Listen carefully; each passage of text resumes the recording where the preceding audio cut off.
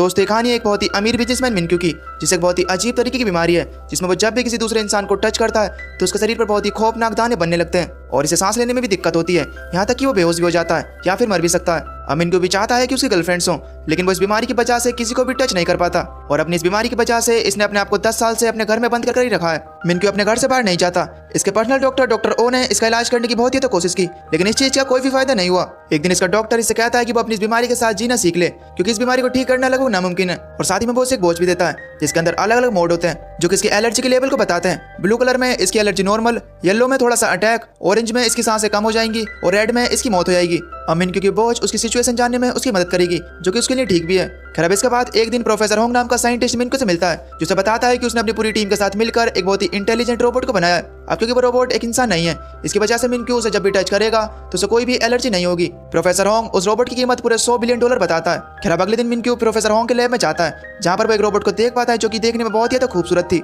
वो रोबोट अपना नाम AJ3 बताती है, जो कि प्रोफेसर होंग द्वारा बनाई हुई एक एडवांस रोबोट होती है। मिनक्यू इसे देखने के बाद पूरी तरीके से हैरान हो गया था। पहले तो वो उससे डर रहा था, लेकिन बाद में जब उसे टच करता है तो उसके शरीर पर कोई भी एलर्जी नहीं होती। अब ये देखने के बाद मिनक्यू बहुत ही खुश था, क्योंकि अब उसे कोई तो ऐसा मिल चुका था जिसे वो टच कर सकता है। अब क्योंकि मिनक्यू एक बहुत ही अमीर बिजनेसमैन है, तो इसकी वजह से उसके लिए पैसा तो मैटर करता ही नहीं है, चाहे वो $100 बिलियन हो या फिर $200 बिलियन। अब इसके बाद मिनक्यू उस रोबोट को खरीदने के लिए पूरे $100 बिलियन उसे दे देता है। अगले दिन प्रोफेसर होंग की टीम उस रोबोट पर रिसर्च कर रही होती है। अब तभी उस टीम में से एक बंदा सोडा की बोतल को फेंकता है और उस बोतल की बूंद उस रोबोट पर गिर जाती है। वो बूंद उस रोबोट के प्रोसेसर पर गिरी थी, जिसकी वजह से वहां पर एक शॉर्ट सर्किट हो जाता है और उस रोबोट का प्रोसेसर पूरी तरीके से तबाह हो जाता है। अब वहां पर यह सब देखने के बाद प्रोफेसर होंग की टीम पूरी तरीके से परेशान हो जाती है, क्योंकि अगले दिन AJ3 को मिनक्यू के घर डिलीवर करना था। अब इस रोबोट को रिपेयर करने में इन्हें काफी दिन लग जाएंगे और इसकी वजह से इनकी शानदार डील कैंसिल भी हो सकती है। अब प्रोफेसर होंग इस बारे में सोच रहा होता है कि कहीं उसकी डील कैंसिल ना हो जाए, और तभी प्रोफेसर होंग को एक आइडिया आता है। उसने अपनी एक्स गर्लफ्रेंड जिया को देखकर ही AJ3 को बनाया था। AJ3 और जिया देखने में बिल्कुल एक जैसे लगते हैं, इसलिए वो मिनक्यू के घर AJ3 की जगह जिया को भेजने का फैसला करता है। अब अगले दिन प्रोफेसर होंग जिया से मिलने के लिए जाता है,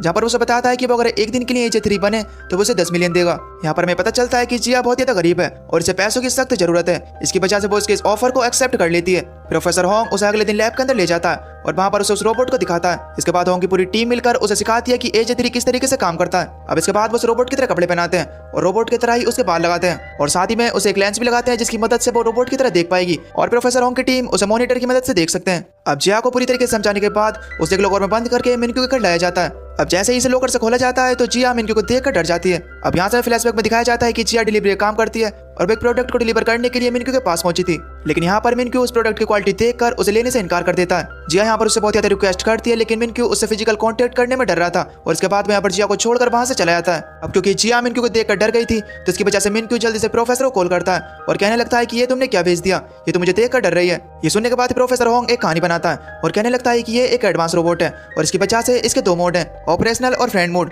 ऑपरेशनल मोड में वो पूरी तरीके से रोबोट की तरह काम करती है और फ्रेंड मोड में बिल्कुल इंसानों की तरह। इस समय जिया फ्रेंड मोड में है, जिसकी वजह से वो तुम्हें देखकर डर गई। अगर तुम इसके पीछे वाले बटन को दबा दोगे तो वो बिल्कुल एक रोबोट की तरह काम करने लगेगी और उसे ऑपरेशनल मोड में बदला जा सकता है। अब मिनक्यू उसकी बात को मान लेता है और वो रोबोट के गर्दन के पीछे वाले बटन को दबा देता है। अब उस रोबोट के रीस्टार्ट होने के बाद मिनक्यू उस रोबोट के इंटेलिजेंस लेवल का टेस्ट लेता है। इधर हमें लैब को दिखाया जाता है जहाँ की इलेक्ट्रिसिटी चली गई थी और इसकी वजह से इनका जिया के साथ कॉन्टैक्ट टूट जाता है। अब जिया को अपने आप से ही मिनक्यू को मैनेज करना होगा। अब सबसे पहले मिनक्यू उसे एक बॉक्स को खोलने के लिए कहता है, लेकिन उस बॉक्स को खोलने से पहले उसे एक मैथमेटिक्स सवाल को सोल्व करना होगा। अब जिया को तो मैथ बिल्कुल भी नहीं आती थी, इसकी वजह से वो उस बॉक्स के पास जाकर उस बॉक्स को तोड़ देती है, जिसे देखने के बाद मिनक्यू बहुत ज्यादा हैरान हो जाता है। अब अगले टेस्ट में मिनक्यू उस रोबोट को 10 सेकंड में अंडे को छीलने के लिए कहता है। अब क्योंकि जिया पहले एक रेस्टोरेंट में काम करती थी, तो इसकी वजह से वो आसानी से उस अंडे को छील देती है। वैसे 10 सेकंड में तो मैं भी छील दूंगा। अब मिनक्यू देखने के बाद बहुत ज्यादा खुश हो जाता है और वो इस रोबोट के इंटेलिजेंस लेवल की तारीफ करता है। इधर दूसरी तरफ लैब में अब इलेक्ट्रिसिटी वापस आ जाती है और अब जब वो जिया के लेंस की मदद से देखते हैं तो वे देखकर हैरान हो जाते हैं कि जिया मिनक्यू पर गुस्सा हो रही है, क्योंकि मिनक्यू ने उसकी बैटरी को चेक करने के लिए उसके सीने को टच करने की कोशिश की थी। अब इसके बाद मिनक्यू प्रोफेसर को कॉल करता है और उससे कहने लगता है कि तुम मुझे धोखा देने की कोशिश कर रहे हो, क्योंकि इसके अंदर इस्तेमाल होने वाली बैटरी खराब है और इसकी वजह से AJ3 का सीना फूल गया है। अब ये सुनने के बाद प्रोफेसर होंग उससे एक और झूठ को बोल देता है और कहने लगता है कि उसने AJ3 की बैटरी को अपग्रेड किया है। साथ ही वो मिनक्यू को बॉन्ड करता है कि वो उसके सीने को ना छुए, क्योंकि ऐसा करने से उसके अंदर शॉर्ट सर्किट हो सकता है। खैर, अब इसके बाद मिनक्यू मेडिसिन लेने के लिए जाता है, लेकिन तभी अचानक से मिनक्यू का दम घुटने लगता है और वो फर्श पर गिर जाता है। मिनक्यू को सांस लेने में दिक्कत हो रही थी। इसी वक्त जिया उसके पास आती है और उसकी पीठ थपथपाकर उसकी मदद करती है। मिनक्यू जब होश में आता है तो वो हैरानी के साथ उससे पूछता है कि बिना मेरे ऑर्डर के तुमने मेरी मदद कैसे की। जिया उससे कहती है कि बहुत सी ऐसी चीजें वो उसके बिना ऑर्डर के कर सकती है। यहाँ पर पहली बार मिनक्यू फिजिकल कॉन्टेक्ट करता है, लेकिन यहाँ पर उसे किसी भी तरीके की एलर्जी फील नहीं होती। अब रात को जिया को लैब के अंदर लाया जाता है, जहाँ पर प्रोफेसर होंग उसे डांटते हैं कि तुम्हें मिनक्यू के साथ इतने ज्यादा फ्रेंडली फील नहीं करना चाहिए था। ये सुनने के बाद जिया को थोड़ा अच्छा नहीं लगता और वो वहां से जाने लगती है। अब क्योंकि जिया का एक दिन का काम था और अब उसका काम खत्म हो चुका है, तो इसकी वजह से जिया वहाँ से चली आती है। लेकिन तभी थोड़ी देर बाद मिस्टर होंग को एक बुरी खबर मिलती है। उन्हें पता चलता है कि उनका जो रोबोट है AJ3 अब उसकी दिक्कत बढ़ गई है। इसकी वजह से उसे रिपेयरिंग के लिए अफ्रीका भेजा गया है और इसे वापस आने में कम से कम 2 हफ्ते तो लगेंगे ही। अब तभी प्रोफेसर के पास मिनक्यू कॉल आती है, जो उसे बताता है कि मुझे 1 महीने के लिए AJ3 चाहिए, क्योंकि वो उस रोबोट को डीपली तरीके से समझना चाहता है। अब प्रोफेसर होंग के पास जिया को वापस लाने के अलावा कोई दूसरा रास्ता नहीं बचा था, इसलिए वो जिया के पास जाता है और उसे कुछ हफ्तों के लिए रोबोट बनने के लिए कहता है। लेकिन अब जिया रोबोट बनना नहीं चाहती, तब प्रोफेसर होंग उसके सामने कुछ ज्यादा पैसों का ऑफर रखता है। अब क्योंकि जिया को पैसों की जरूरत थी, तो इसकी वजह से वो उस ऑफर को एक्सेप्ट कर लेती है। प्रोफेसर उसे बताता है कि जब तक हमारा AJ3 रोबोट नहीं आ जाता तब तक तुम्हें मिनक्यू के पास ही रहना होगा। तुम ज्यादा टेंशन मत लो, हम रोज रात को तुम्हें चार्ज करने के बहाने अपने लैब के अंदर ले आया करेंगे। खैर इसके बाद अगले दिन बदकिस्मती से जिया के पेट में कुछ गड़बड़ होने लगती है। जिया वहाँ पर अपने आप को बहुत ही मैनेज करने की कोशिश करती है, लेकिन वो अपने आप को हैंडल नहीं कर पाती और वो वहाँ पर फाट कर देती है। मिनक्यू हैरानी से पूछता है कि आखिर ये क्या आवाज है, तब रोबोट उसे कहती है कि ये आपने क्या है। जल्दी उसकी स्मेल चारों तरफ फैलने लगती है। अब जिया उसे कपड़े बदलने के लिए कहती है, जिस पर वो भोला वाला मिनक्यू उसकी बात को मान भी जाता है, क्योंकि उसे लग रहा था कि मेरे अलावा यहाँ पर कोई इंसान है भी नहीं, तो कोई और ये काम कैसे कर सकता है। इसके बाद मिनक्यू अपने कपड़े चेंज करने के लिए चला जाता है। अब जब मिनक्यू ऐसे चला जाता है तो जिया इस चीज का फायदा उठाकर वॉशरूम में चली आती है। मिनक्यू जल्दी से वापस आ जाता है और वो देख पाता है कि वहाँ से रोबोट गायब है। वो चारों तरफ उसे ढूंढने लगता है और वो उसे मिल भी जाती है। वो देख पाता है कि जिया उसके महंगे परफ्यूम से उसके टॉयलेट को साफ कर रही है। मिनक्यू ये देखकर हैरान हो जाता है और कहने लगता है कि रोबोट तो पानी को हाथ भी नहीं लगाते और तुम ये सब कैसे कर पा रही हो। जिस पर जिया उससे झूठ बोलती है और कहने लगती है कि वो एक एडवांस रोबोट है और वो इन सभी कामों में माहिर है। अब जब मिनक्यू वहाँ से जा रहा होता है तो तभी वो नोटिस करता है कि जिया के फेस पर पसीना आ रहा है। वो उसके करीब जाने की कोशिश करता है, लेकिन उसका पैर साबुन पर आने की वजह से वो नीचे गिर जाता है। जिया जल्दी से उसकी तरफ भागती है, लेकिन वो उसे बचाने की जगह उसके परफ्यूम को पकड़ती है। अब नीचे गिरने की वजह से मिनक्यू को कुछ चोट लग गई थी। खैर अब इसके बाद अगले दिन जिया जब सफाई कर रही होती है तो तभी वो मिनक्यू के कार्ड्स के महल को गिरा देती है, जिसे मिनक्यू ने 10 साल से संभाल कर रखा हुआ था। अब ये देखने के बाद मिनक्यू को बहुत ही ज्यादा गुस्सा आता है, लेकिन इससे पहले कि वो कुछ कह पाता, जिया उसे कहती है कि मेरी बैटरी 5% रह गई है और इसके बाद वो पावर ऑफ होने का नाटक करती है। इसके बाद मिनक्यू प्रोफेसर होंग से मिलता है, जहाँ पर वो प्रोफेसर होंग को बताता है कि रोबोट की गलतियों की वजह से वो बहुत ज्यादा परेशान हो गया है। लेकिन प्रोफेसर उससे कहता है कि तुम्हें अभी रोबोट को समझने की और जरूरत है। प्रोफेसर की इस बात पर मिनक्यू राजी हो जाता है। अगले दिन मिनक्यू से मिलने के लिए उसका बहुत ही खास मेहमान आने वाला था, इसलिए वो जिया को बाहर निकलने से मना करता है। और वो शख्स जो आने वाला था वो और कोई नहीं बल्कि इसकी गर्लफ्रेंड रिया थी। लेकिन जब रिया उसके शरीर पर हाथ रखती है तो उसके शरीर में एलर्जी होने लगती है।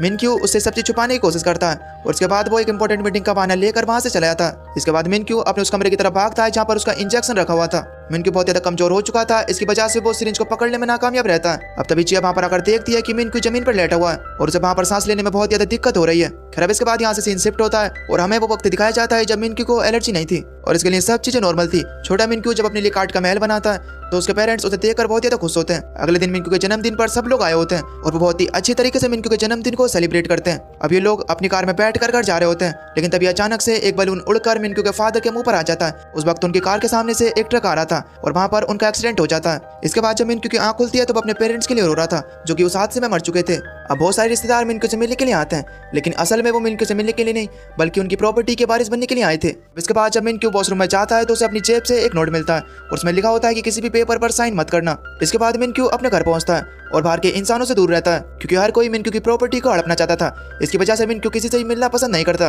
अब उसी वक्त से मिनक्यू को वो एलर्जी होना शुरू हो गई। अब उसके पर्सनल डॉक्टर के अलावा उसकी एलर्जी को कोई भी नहीं जानता। खैर इसके बाद कहानी प्रेजेंट में आती है। मिनक्यू की जब आंख खुलती है तो वो अपने पास जिया को पाता है। मिनक्यू अब देख पाता है कि वो बिल्कुल नॉर्मल हालत में। इसके बाद वो जिया का शुक्रिया अदा करता है, क्योंकि उसने उसे इंजेक्शन देकर उसे नॉर्मल हालत में कर दिया था। अब जिया और मिनक्यू साथ में ज्यादा वक्त बिताने लगे थे और उनका ये रिश्ता गहरा होता चला जाता है और वो दोनों एक दूसरे के करीब होते चले जाते हैं। एक दिन मिनक्यू उसे अपनी और रिया की डेट पर ले जाता है। वो दोनों एक दूसरे के साथ वहाँ पर बहुत सारी बातें करते हैं। अब जब रिया वहाँ से जा रही होती है तो मिनक्यू को हाथ मिलाने के लिए कहती है। इसके बाद जब मिनक्यू हाथ मिलाता है तो उसे एलर्जी होना शुरू हो जाती है। उसे वहाँ पर सांस लेने में दिक्कत हो रही थी। अब जब वो अपनी सिरिंज पकड़ता है तो वह सोचने लगता है कि उसे ये इंजेक्शन लगाना चाहिए या फिर नहीं, क्योंकि अब अपनी जिंदगी से पूरी तरीके से परेशान हो चुका था। उसकी स्मार्ट वॉच तेजी से बीप करने लगती है, लेकिन इसके बाद जब जिया उसके पास आती है तो वो नॉर्मल हो जाता है। अब जब जिया मिनक्यू को देखती है तो मिनक्यू का मॉनिटर भी नॉर्मल हो गया था और अब मिनक्यू बिना इंजेक्शन के ही ठीक हो चुका था। अब इसके बाद ये दोनों यहाँ से दूसरे अपार्टमेंट में जाने लगते हैं। जब ये दोनों यहाँ से जा रहे होते हैं तो एक बंदा आकर मिनक्यू से टकरा जाता है। अब वो बंदा मिनक्यू को चेक करने के लिए कि मिनक्यू ठीक है उसे पकड़ लेता है, लेकिन यहाँ पर हैरानी की बात तो यह है कि मिनक्यू को कोई भी एलर्जी नहीं होती। अभी देखने के बाद मिनक्यू मार्केट में जाने का फैसला करता है ताकि वो खुद को चेक कर सके कि वो असल में ठीक है भी या फिर नहीं। मिनक्यू ने अपने पिछले 10 सालों में ऐसा नहीं किया था।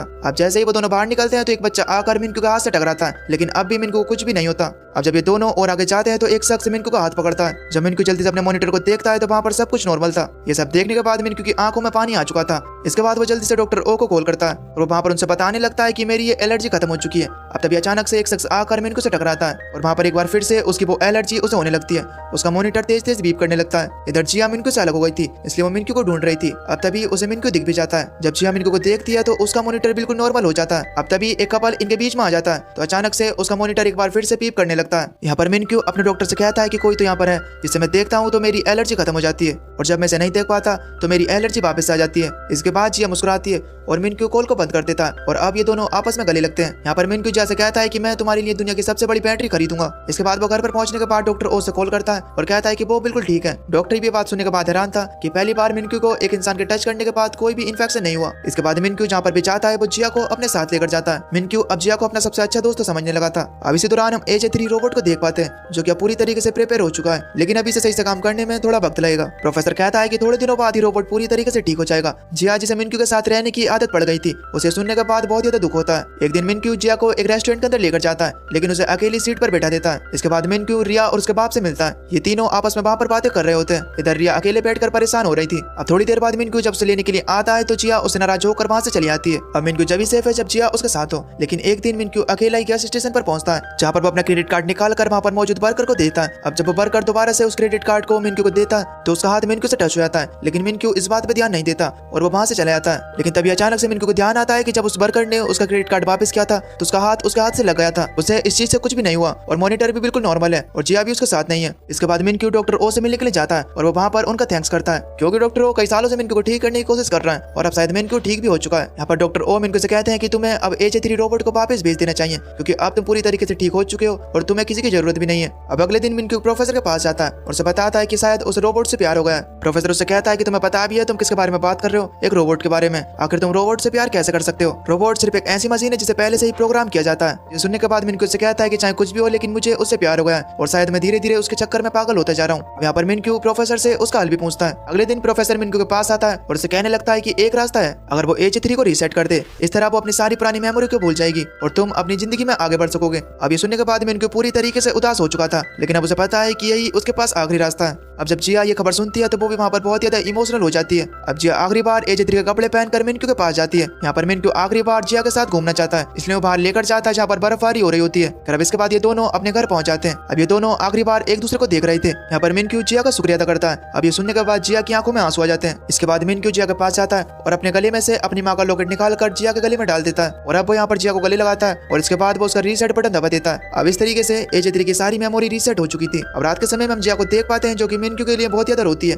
अब रात को जिया इतनी ज्यादा रोती है कि वो अगली सुबह को बीमार पड़ जाती है। इसे हॉस्पिटल ले जाया जाता है जहाँ पर हम देख पाते हैं कि जिया ने अभी भी मिनक्यू की माँ का लॉकेट पहन रखा है और इसके बाद ये दोनों अपनी अपनी जिंदगी में आगे बढ़ जाते हैं। जिया अपने आगे का काम करने के लिए अपनी दादी के साइड चली जाती है और मिनक्यू रिया के साथ शादी करने के लिए तैयारी करने लगता है। एक दिन मिनक्यू एक ट्रेन पर चढ़ता है जहाँ पर वो AJ3 जैसा चेहरा देखता है और वो और कोई नहीं बल्कि जिया थी जो कि वहाँ पर मिनक्यू को देखकर उसे इग्नोर करने की कोशिश करती है। मिनक्यू यहाँ पर सोच रहा होता है कि शायद ये वही रोबोट है। दोनों यहाँ पर एक दूसरे के इतने ज्यादा पास होने के बावजूद भी कुछ भी बात नहीं करते क्योंकि जिया को मिनक्यू से बोलने के लिए मना कर गया था, लेकिन यहाँ पर मिनक्यू को अभी भी शक होता है कि ये शायद वही रोबोट है। इसलिए वो प्रोफेसर को कॉल करता है और कहने लगता है कि उसने AJ3 जैसा चेहरा देखा है। प्रोफेसर उससे कहता है कि मैंने किसी को देखकर AJ3 को बनाया था और शायद तुमने अब उसी शख्स को देख लिया है। मिनक्यू यहाँ पर प्रोफेसर से पूछता है कि क्या मैं उससे बात कर सकता हूँ, तब वो प्रोफेसर उसे बात करने से मना करता है। अब प्रोफेसर के मना करने के बावजूद भी मिनक्यू उसका पीछा करता है और वो उसके पास पहुंचकर उससे बात करने की भी कोशिश करता है। तब जिया उससे बिल्कुल अनजान बनने की कोशिश करती है जैसे कि वो उससे पहले कभी मिली न हो, लेकिन फिर भी मिनक्यू अंदर जाकर बैठ जाता है। अब जिया जल्दी से किचन में जाकर अपने उस लॉकेट को निकालती है जो कि उसे मिनक्यू ने दिया था। अब यहाँ पर बहुत सारा समय बीत जाता है लेकिन अभी भी मिनक्यू वहाँ पर ही बैठा हुआ था, जिसकी वजह से जिया उससे बात करने पर मजबूर हो जाती है। यहाँ पर जिया मिनक्यू को सारी बातें सच सच बता देती है। वो उससे कहती है कि आज से 4 साल पहले प्रोफेसर होंग ने अपने रोबोट पर मेरा फेस यूज करने के मुझे पैसे दिए थे।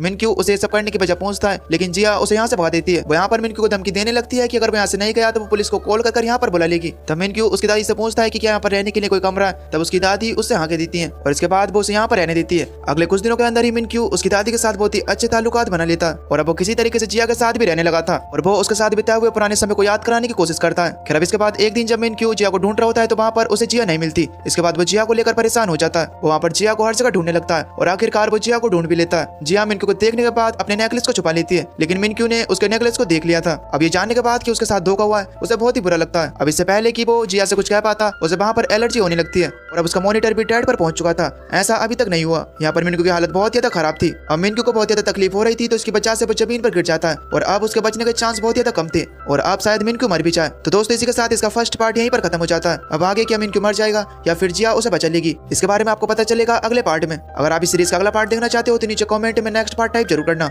अगर आपका इस वीडियो पर अच्छा रिस्पॉन्स आया तो मैं अगला पार्ट जल्दी लेकर आऊंगा। बाकी अगर आपको वीडियो पसंद आई हो तो प्लीज वीडियो को लाइक करके चैनल को सब्सक्राइब जरूर कर देना ताकि अगले पार्ट की नोटिफिकेशन आपको सबसे पहले मिल सके। तो चलिए मिलते हैं अगली वीडियो में, तब तक के लिए till then take care, love you, bye bye.